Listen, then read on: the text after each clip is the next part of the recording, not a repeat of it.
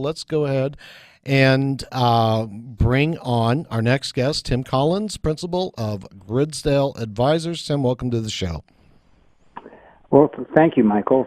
Thank you for having me. Oh, my pleasure.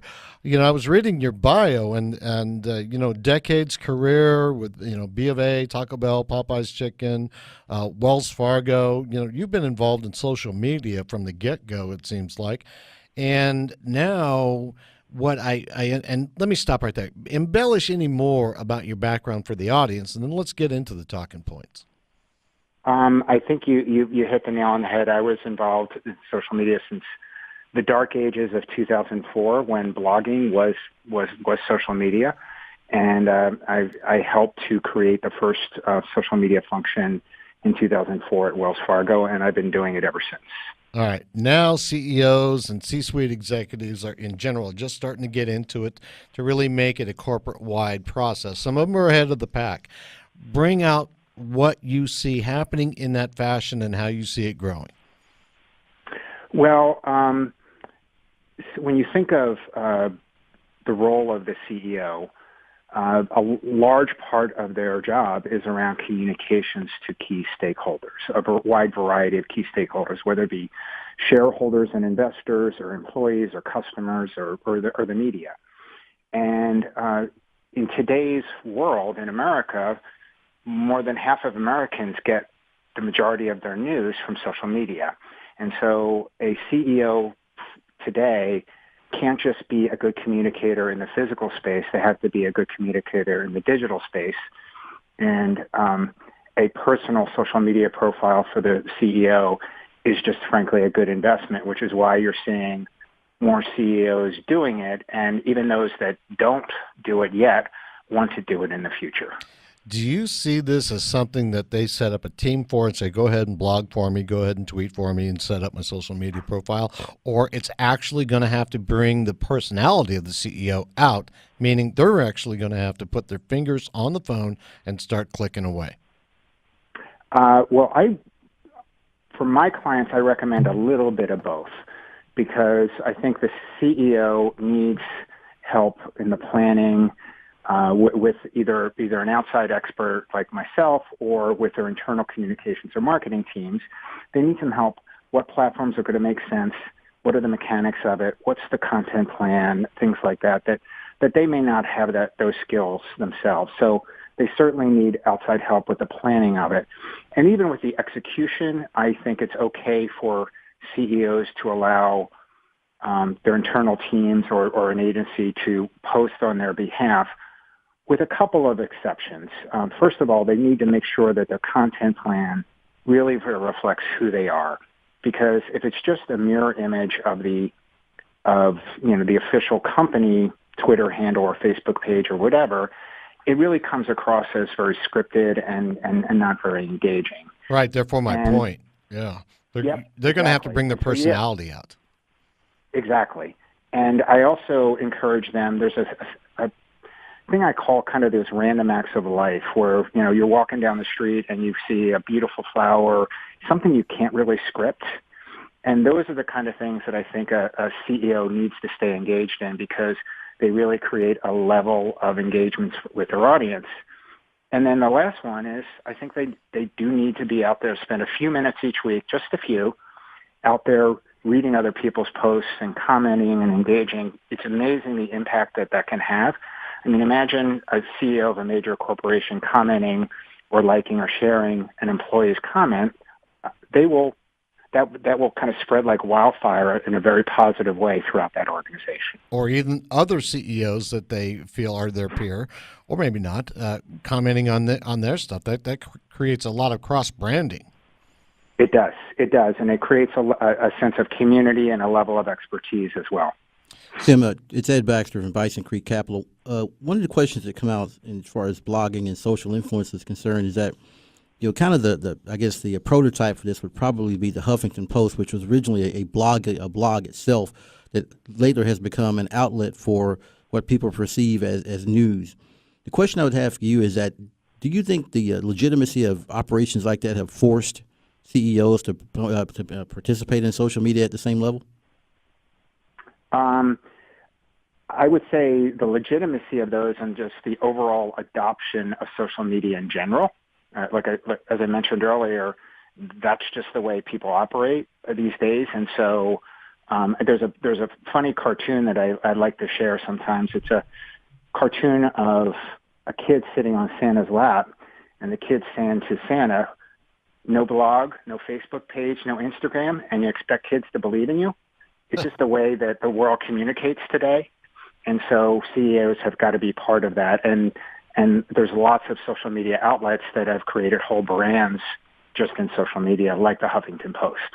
Yeah, it's going to be hard for the CEOs but they're going to have to do it, to all of a sudden stop doing what they're doing, because they're an administrator of a company. They have to keep track of everything. They have to report to people.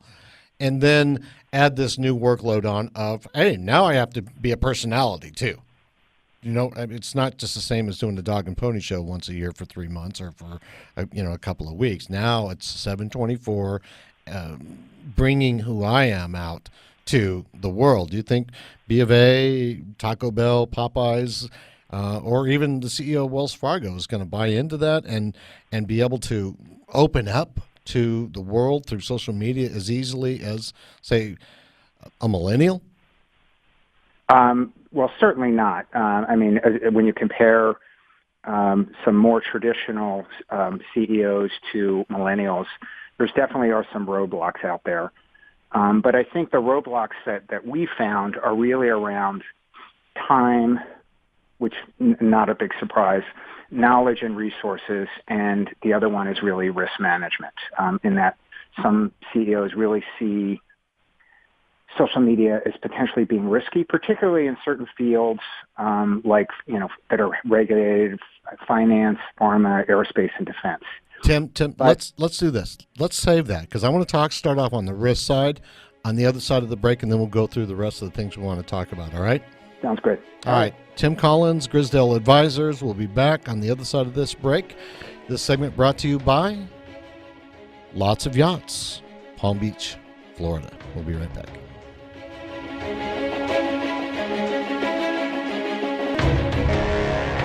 Welcome back to CEO Money. Michael Yorba.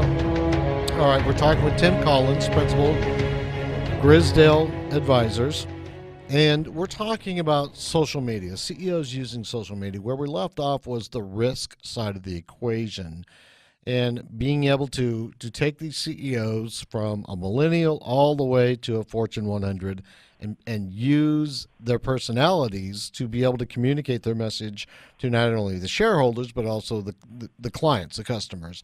Let's talk about the risk side and how you manage that, Tim.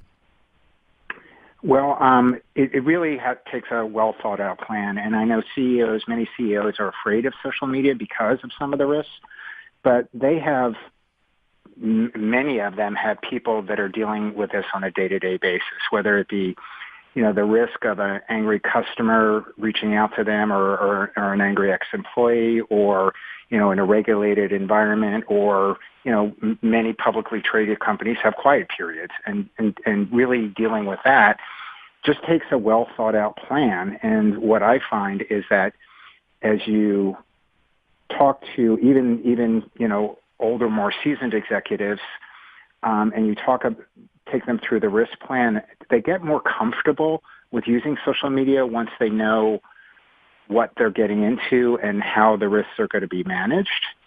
But if you don't have that well thought out plan, then they become afraid and they become paralyzed, and they frankly just don't do it. Now, you go further to say in some of the conversations that you've had that there is a wealth of social media influencers in their C-suite. So talk to us about that. Sure. So there are companies that have broader social media influencer programs across their C-suite. I'll use Salesforce as an example. They have, across their C-suite, they are all social media experts, led by Mark Benioff, and they're even very competitive on who has the most followers or fans. And they have a huge impact with their customers.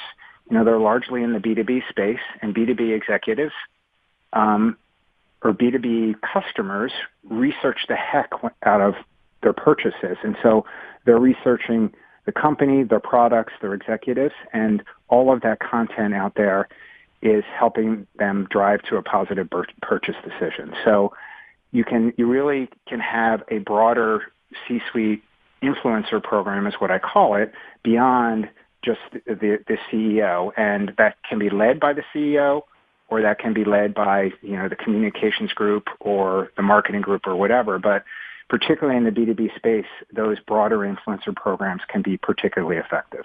Okay, so what I'm getting from that is everybody has to play. Everybody at the table gets to play in the social media space as we move forward with the way marketing is conducted, the way sales are conducted. Is you've got it, instead of having the frontline salesman talk only to the client and then customer service talk to them, everybody gets to get involved in this game now.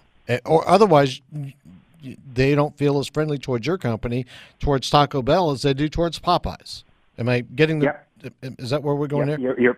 You're hitting the nail on the head. And when an executive does it, they can communicate at a scale that, frankly, that individual salesperson can't, because they're having one-on-one conversations, whereas the executive is talking to hopefully thousands of followers.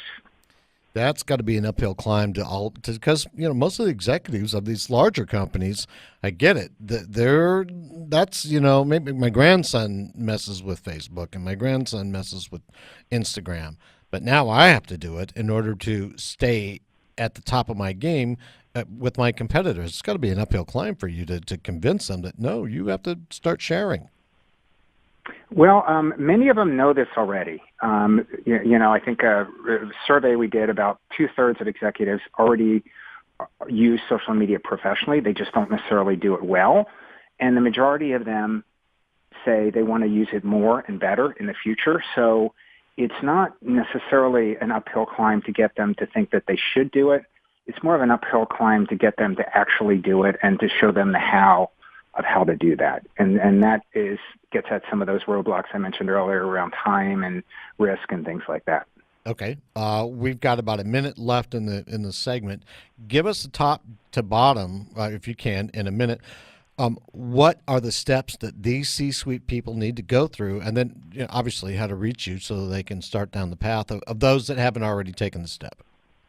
Sure. So the first step is really to get help, get the right help from your marketing and communications department or an outside agency like myself, and to develop a comprehensive plan that addresses the right content that really shows your personality, all the risks, and then get help implementing that plan. But try to maintain your own sense of personality throughout that. Don't abdicate all of that to others.